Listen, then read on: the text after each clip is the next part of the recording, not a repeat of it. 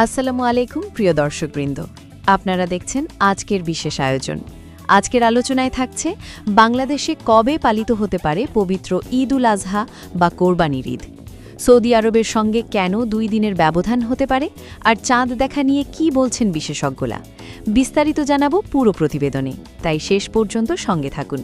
প্রিয় দর্শক, মধ্যপ্রাচ্যের দেশ সৌদি আরবে ইতোমধ্যেই জিলহজ মাসের চাঁদ দেখা নিয়ে জোর প্রস্তুতি শুরু হয়েছে। অন্যদিকে বাংলাদেশেও জাতীয় চাঁদ দেখা কমিটি ও জ্যোতির্বিজ্ঞান সংশ্লিষ্ট বিশেষজ্ঞরা পরিস্থিতি পর্যবেক্ষণ করছেন। তবে এবারের সবচেয়ে বড় আলোচনার বিষয় হয়ে দাঁড়িয়েছে সৌদি আরবের 2 দিন পরে বাংলাদেশে ঈদ হতে পারে কিনা।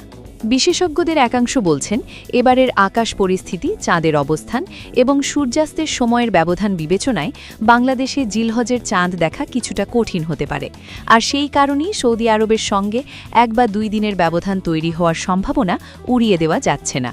দর্শক, সাধারণত সৌদি আরবে চাঁদ দেখা যাওয়ার পরের দিন থেকেই জিলহজ মাস শুরু হয়।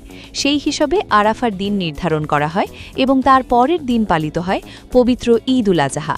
কিন্তু বাংলাদেশে চাঁদ দেখা সম্পূর্ণ নির্ভর করে দেশের নিজস্ব আকাশে চাঁদ দৃশ্যমান হওয়ার ওপর।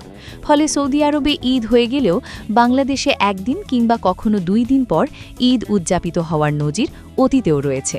বাংলাদেশের কয়েকজন জ্যোতির্বিজ্ঞান পর্যবেক্ষক জানিয়েছেন, এবারের আকাশ পরিস্থিতি, চাঁদের অবস্থান এবং সূর্যাস্তের সময়ের ব্যবধান বিবেচনায় বাংলাদেশে জিলহজের চাঁদ দেখা কিছুটা কঠিন হতে পারে, আর সেই কারণেই সৌদি আরবের সঙ্গে 1 বা 2 দিনের ব্যবধান তৈরি হওয়ার সম্ভাবনা উড়িয়ে দেওয়া যাচ্ছে না। দর্শক, সামাজিক যোগাযোগ মাধ্যমেও বিষয়টি নিয়ে ব্যাপক আলোচনা শুরু হয়েছে।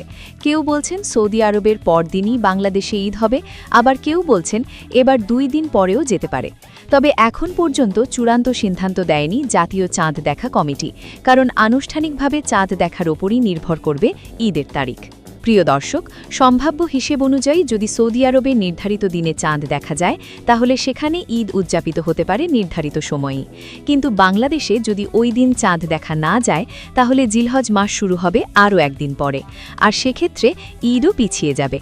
বিশেষজ্ঞরা আরও বলছেন, শুধু জ্যোতির্বিজ্ঞানের হিসাব নয়, ইসলামী শরিয়া অনুযায়ী প্রত্যেক দেশের নিজস্ব চাঁদ দেখার সিদ্ধান্ত গুরুত্বপূর্ণ।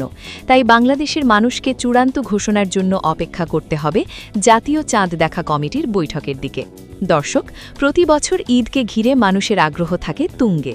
কবে ঈদ হবে, কতদিন ছুটি মিলবে, কবে বাড়ি ফেরা শুরু হবে, এসব নিয়ে এখন থেকেই শুরু হয়েছে নানা আলোচনা। পরিবহন খাতেও প্রস্তুতি নিতে শুরু করেছে সংশ্লিষ্টরা। বিশেষ করে কোরবানির পশুর হাট, ট্রেন, বাসের টিকিট এবং ঘরমুখো মানুষের চাপ সামলাতে নেওয়া হচ্ছে আগাম পরিকল্পনা। অন্যদিকে ধর্মপ্রাণ মুসলমানরাও কোরবানির প্রস্তুতি শুরু করেছেন। পশুর বাজার, খামার এবং অনলাইন কোরবানির কার্যক্রমও ধীরে ধীরে জমে উঠছে। তবে সবার নজর এখন একটাই প্রশ্নে, বাংলাদেশে ঈদ ঠিক কবে? সবশেষে আবারও জানিয়ে রাখি, চাঁদ দেখা সাপেক্ষেই নির্ধারিত হবে পবিত্র ঈদ উল আজহার চূড়ান্ত তারিখ। বিশেষজ্ঞরা সম্ভাবনার কথা বললেও আনুষ্ঠানিক ঘোষণা না আসা পর্যন্ত নিশ্চিতভাবে কিছু বলা যাচ্ছে না। তাই গুজবে কান না দিয়ে সরকারি সিদ্ধান্তের অপেক্ষা করার আহ্বান জানিয়েছেন সংশ্লিষ্টরা।